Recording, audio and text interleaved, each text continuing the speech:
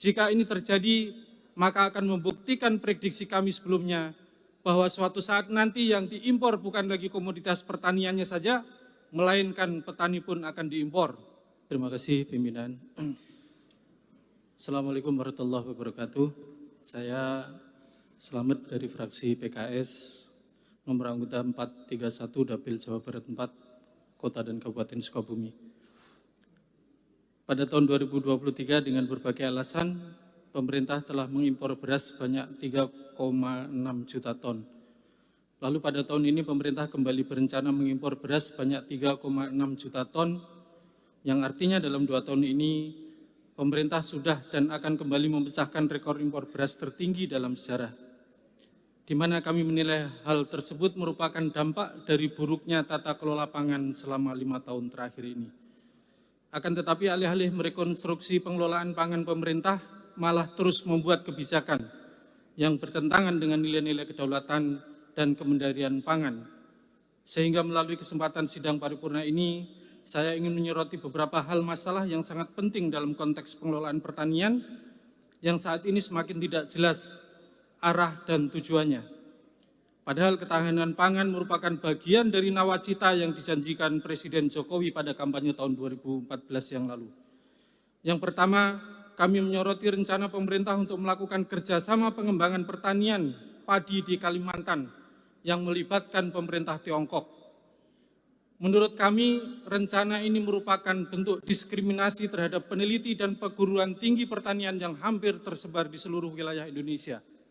Selain itu, dugaan kami, kegiatan tersebut dapat menjadikan jalan eksodus petani Tiongkok berupa impor petani, seperti yang kita lihat saat ini terjadi di sektor pertambangan.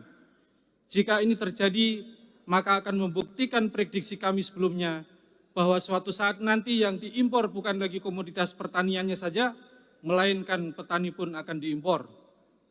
Kedua, terkait dengan Undang-Undang Cipta Kerja, meskipun diharapkan dapat meningkatkan investasi dan menciptakan lapangan kerja, undang-undang ini gagal memberikan insentif yang cukup untuk sektor pertanian.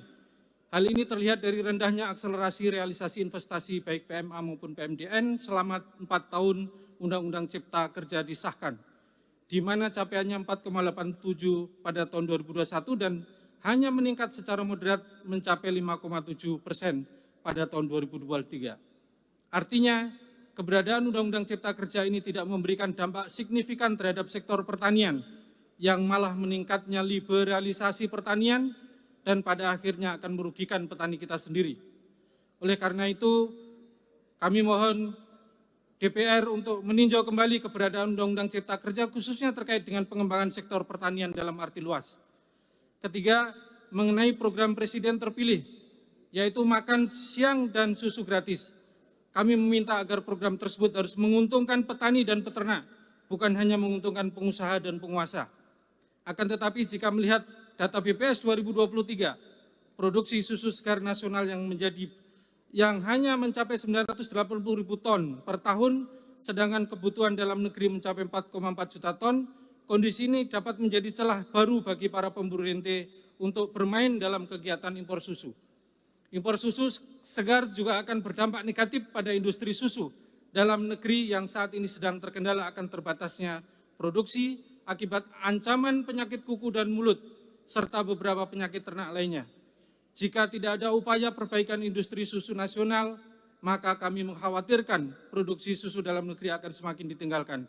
Oleh karena itu, melalui pimpinan DPR RI yang terhormat, agar mendorong pemerintah lebih memperhatikan kebutuhan petani dalam negeri melalui kebijakan yang mendorong pada peningkatan investasi secara signifikan di sektor pertanian.